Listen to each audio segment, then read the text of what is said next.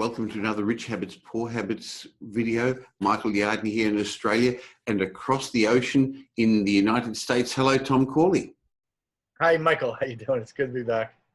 Tom, I'd like today to share with our viewers a concept that you found in your Rich Habits study and that I've realised amongst the successful people I've mentored and that we've actually written about in our book, Rich Habits, Poor Habits. And it's a trait of successful people, a rich habit that the average person doesn't have. And it's that they admire other people and are proud of their successes, of other people's successes, rather than jealous. Yeah, so this is how you know you've turned the corner, Michael, and are on the path to success. When you start to admire other successful people, that means your mindset has shifted from negative to positive. And you can't become a millionaire if you have a negative mindset. So when you start to admire other people, like I admire you, I admire the Tom Corley that I've become. I admire Elon Musk. Some of these people like him, I can't believe how successful they are and what they've achieved. And so I soak up everything I can about them and their lives because I just admire them so much. And that's how you know, Michael. That's how you know you're on the right path. That's when you know you're on the path to success. When instead of being jealous of other people's successes, you are grateful and happy for them, and you kind of applaud them.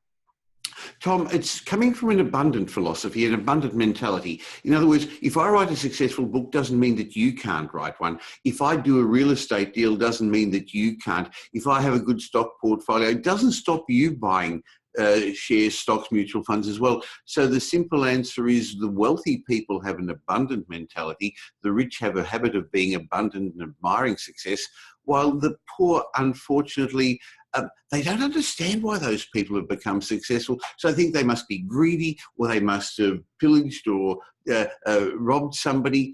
And that's not right, is it?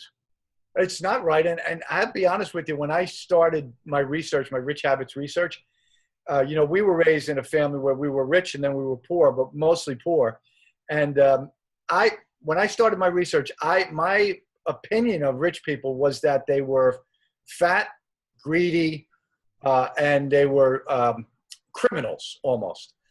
They got what they got by cutting corners, and so a lot of negative perceptions I had of wealthy people. And boy, was I the opposite of right, which we call wrong. I was absolutely 100% wrong. I found out that wealthy people actually are the most honest people. They're the most trustworthy people. They're the most stand-up individuals. They are more interested in helping you than, say, a poor friend or a middle-class friend. They really have a lot of great success characteristics, or characteristics that make them successful and great people. So my whole mindset about wealthy people has shifted entirely 180 degrees. Tom, this follows on our previous discussion where we talked about finding a model. And we personally and all successful people have multiple models in different areas of their life, some in business, some in finance, some in health. So you choose a model, but find somebody who's already been successful. And then in my mind, rather than being jealous of them, learn from them, admire them, follow their lead, do what they do, think how they think, and you'll end up getting the same results they get, Tom. Yeah, I mean, how difficult, Michael, really is it to once a month find some successful person, ask them out to lunch, and then pick their brain for an hour? I mean, really, how difficult is that to do? You think that's hard? I'll tell you what's hard. Sitting for 22 hours and taking the CPA exam, that's hard. Studying for 10 months for the CFP exam, that's hard. It's not hard to make a couple of phone calls and get somebody on the phone and who will, odds are, and this is a fact, you're going to have much more success trying to get a successful person to go to lunch with you than you will trying to get an unsuccessful person to go to lunch with you. And because successful people, they just think differently. If they know that you're asking for their help, their mentorship, they're going to look, they want to pay it forward. That's how they got to where they were. Somebody helped them. So they're more than happy to help somebody else. So you're going to have a much easier time getting somebody who's successful to go to lunch with you. Do it once a month. What the heck does it cost, really, honestly? It's a great investment, and you get to pick their brains. Tom, that's another interesting thought, because poor people would wonder, why would a rich person do that? I've often been asked, if you're really rich, Michael, why would you write a book and tell other people about how to get rich as well?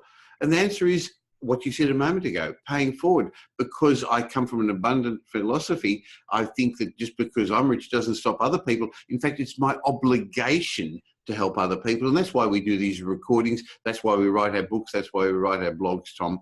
And I'm going to suggest that if you're watching this video and you got a little bit out of it, it's your obligation to pass it on, share it through social media, pass it on to other people, so that we can lift everybody up to the next level rather than put people down to the lower level, Tom.